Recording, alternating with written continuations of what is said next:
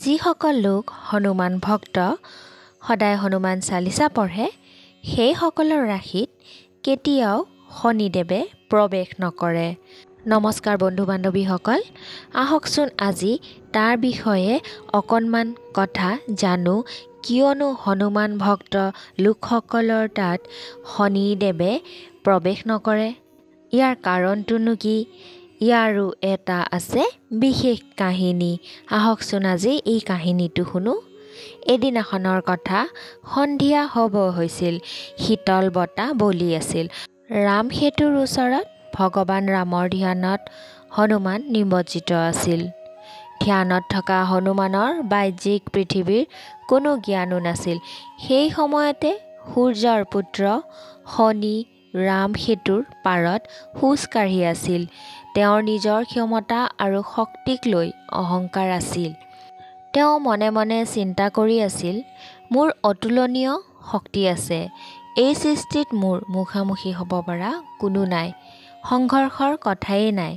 মই অহাৰ শব্দ শুনিলে কেৱল মহান ৰণ কৰাসকল আৰু শক্তিশালী মানুহেই নহয়, দেৱতা আৰু ৰাক্ষসবোৰো কঁপিবলৈ ধৰে। মই কি কৰা উচিত? মই কাৰ ওচৰলৈ যাওঁ য'ত মই নিজৰ পৰাক্ৰম দেখাব পাৰোঁ? মই মোৰ শক্তিক ভালকৈ ব্যৱহাৰেই কৰিব পৰা নাই। এইদৰে শনিদেৱে নিজে নিজে ভাবিবলৈ ধৰিছিল। যেতিয়া শনিদেৱে এই কথাটো বিবেচনা কৰি আছিল, তেতিয়াই তেওঁৰ দৃষ্টি শ্ৰীৰাম ভক্ত হনুমানৰ ওপৰত পৰিছিল। তেওঁ হনুমানৰ সৈতে যুঁজিবলৈ দৃঢ় সংকল্প ল'লে আৰু হনুমানৰ ওচৰলৈ গ'ল। হনুমানৰ ওচৰলৈ গৈ অত্যাধিক অভদ্ৰতাৰ পৰিচয় দি শনিদেৱে অতি কৰ্কশ কণ্ঠত ক'লে, বান্দৰ, মই মহাশক্তিশালী শনি তোমাৰ সন্মুখত উপস্থিত হৈ আছোঁ। মই তোমাৰ লগত যুদ্ধ কৰিব বিচাৰোঁ। নিজৰ কাম নাইকিয়া ধ্যান বাদ দিয়া আৰু উঠি মোৰ লগত যুদ্ধ কৰা। এইদৰে শনিদেৱে হনুমানক ক'বলৈ ধৰিলে। তিৰস্কাৰ কৰা এটা অতি তিক্ত কণ্ঠস্বৰ শুনি ভক্তৰাজ হনুমানে চকু মেলিলে আৰু শান্ত হৈ তেওঁ সুধিলে, মহাৰাজ, আপুনি কোন আৰু আপুনি ইয়ালৈ অহা উদ্দেশ্য কি? শনিয়ে অহংকাৰপূৰ্বকভাৱে ক'লে, মই পৰম তেজস্বী সূৰ্যৰ পৰম শক্তিশালী পুত্ৰ শনি। মোৰ নাম শুনিলে পৃথিৱীখন কঁপি উঠে। মই তোমাৰ বাল্যকালৰ শক্তিৰ বহুতো কাহিনী শুনিছোঁ। সেইকাৰণে মই তোমাৰ শক্তি পৰীক্ষা কৰিব বিচাৰোঁ। সাৱধান হোৱা, মই তোমাৰ ৰাশিলৈ আহি আছোঁ। হনুমানে অতি নম্ৰতাৰে ক'লে, শনিদেৱ, মই যথেষ্ট ভাগৰি আছোঁ আৰু মোৰ প্ৰভুৰ ধ্যান কৰি আছোঁ। ইয়াত বাধা নিদিব। কৃপা কৰি অন্য ঠাইলৈ যাওক। অহংকাৰী শনিয়ে ক'লে, মই ক'ৰবালৈ গৈ ঘূৰি আহিব নাজানো। যি ঠাইলৈ যাওঁ তাত নিজৰ প্ৰভাৱ সংস্থাপিত কৰিয়েই দিওঁ। হনুমানে বাৰে বাৰে প্ৰাৰ্থনা কৰিছিল, হে শনিদেৱ, মোৰ ভাগৰ লাগিছে। যুদ্ধ কৰাৰ ক্ষমতা নাই মোৰ। মোক মোৰ ভগৱান শ্ৰীৰামৰ স্মৰণ কৰিবলৈ দিয়ক। আপুনি ইয়াৰ পৰা যাওক আৰু আন এজন বীৰ যোদ্ধাক বিচাৰি লওক। মোৰ ভজন আৰু ধ্যানত বেয়া প্ৰভাৱ নেপেলাব। কাপুৰুষতাই তোমাক শোভা নিদিয়ে। এইদৰে শনিদেৱে হনুমানক ক'বলৈ ধৰে।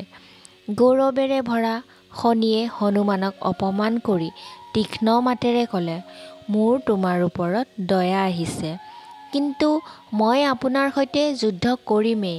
কেৱল সেয়াই নহয়, শনিয়ে হনুমানৰ হাতখন ধৰি ল'লে আৰু তেওঁক যুদ্ধৰ বাবে প্ৰত্যাহ্বান দিবলৈ ধৰিলে। হনুমানেও জোকাৰি নিজৰ হাতখন এৰুৱাই আনিলে। শনিৰ আকৌ হনুমানৰ হাতখন ধৰি যুদ্ধ কৰিবলৈ টানিবলৈ আৰম্ভ কৰিলে। আপুনি নামানে ন বুলি কৈ হনুমানে লাহেকৈ নিজৰ নেজডাল আগবঢ়াই তাত শনিক মেৰিয়াবলৈ আৰম্ভ কৰিলে। শনিয়ে তাৰ পৰা পৰিত্ৰাণ পাবলৈ যথাসাধ্য চেষ্টা কৰিলে। তেওঁৰ অহংকাৰ শক্তি সকলোবোৰ ব্যৰ্থ বুলি প্ৰমাণিত হ'ল। তেওঁ অসহায় হৈ বন্ধনৰ বেদনা চিঞৰি আছিল। এতিয়া ৰামসেতু পৰিক্ৰমা কৰাৰ সময়। হনুমান উঠিল আৰু ৰামসেতুৰ চাৰিওফালে দৌৰিবলৈ আৰম্ভ কৰিলে। শনিদেৱে সম্পূৰ্ণ শক্তিৰেও তেওঁৰ বান্ধোন শিথিল কৰিব নোৱাৰিলে। হনুমানৰ বিশাল নেজ দৌৰি থকাৰ ফলত বান্দৰ আৰু ভালুকৰ দ্বাৰা ৰখা শিলবোৰত খুন্দা খাবলৈ ধৰিলে। হনুমানে ইচ্ছাকৃতভাৱে শিলৰ ওপৰত নেজডাল খুন্দা খুৱাই আছিল। এতিয়া শনিৰ অৱস্থা অতি শোচনীয় হৈ পৰিছিল। শিলৰ ওপৰত খুন্দা খোৱাৰ ফলত তেওঁৰ শৰীৰটো তেজেৰে লুতুৰি পুতুৰি হৈ পৰিছিল। তেওঁৰ দুখ কষ্টৰ কোনো সীমা নাছিল আৰু দ্ৰুত বেগ হনুমানৰ পৰিক্ৰমাত কোনো বিৰতি নাছিল। বেদনাত হতভম্ব শনিয়ে এতিয়া অতি দুখৰ সুৰত তেওঁক প্ৰাৰ্থনা কৰিবলৈ আৰম্ভ কৰিলে। সহানুভূতিশীল ভক্তৰাজ, মোৰ ওপৰত দয়া কৰা। নিজৰ মূৰ্খতাৰ বাবে মই শাস্তি লাভ কৰিলোঁ। তুমি মোক মুক্ত কৰা আৰু মোৰ জীৱন ঘূৰাই দিয়া। তেতিয়া দয়ামূৰ্তি হনুমান স্থিৰ হ'ল। শনিৰ অংগবোৰ তেজেৰে লুতুৰি পুতুৰি হৈ পৰিছিল। তেওঁৰ শিৰাবোৰতো আনকি অসহনীয় বিষ হ'বলৈ ধৰিছিল। হনুমানে তেওঁক ক'লে, যদি আপুনি প্ৰতিশ্ৰুতি দিয়ে যে কেতিয়াও মোৰ ভক্তৰ ৰাশিলৈ নাযায়, তেতিয়া মই আপোনাক মুক্ত কৰি দিব পাৰোঁ আৰু যদি আপুনি ইয়াৰ পাছতো এনেকুৱা কৰে, মই আপোনাক কঠোৰ শাস্তি দিম। তেতিয়া বীৰ, নিশ্চয় মই কেতিয়াও তোমাৰ ভক্তৰ ৰাশিলৈ নাযাওঁ বুলি শনিদেৱে ক'লে। শনিয়ে অত্যন্ত যন্ত্ৰণাত কাতৰ হৈ আগ্ৰহেৰে প্ৰাৰ্থনা কৰিলে, এতিয়া তুমি কৃপাপূৰ্বক মোক সোনকালেই বন্ধনৰ পৰা মুক্ত কৰা। ভক্ত হনুমানে শনিক এৰি দিলে। শনিয়ে নিজৰ আঘাতপ্ৰাপ্ত শৰীৰটোক চম্ভালি হনুমানৰ ভৰিত প্ৰণাম কৰিলে আৰু আঘাতৰ বেদনাত ব্যাকুল হৈ শৰীৰত লগাবলৈ তেল বিচাৰিলে। তাৰ পিছত তেওঁক যিয়েই তেল প্ৰদান কৰে, তেওঁ সন্তুষ্টিৰে সেইসকলক আশীৰ্বাদ প্ৰদান কৰে। কোৱা হয় যে সেইকাৰণে এতিয়াও শনিদেৱক তেল অৰ্পণ কৰা হয়।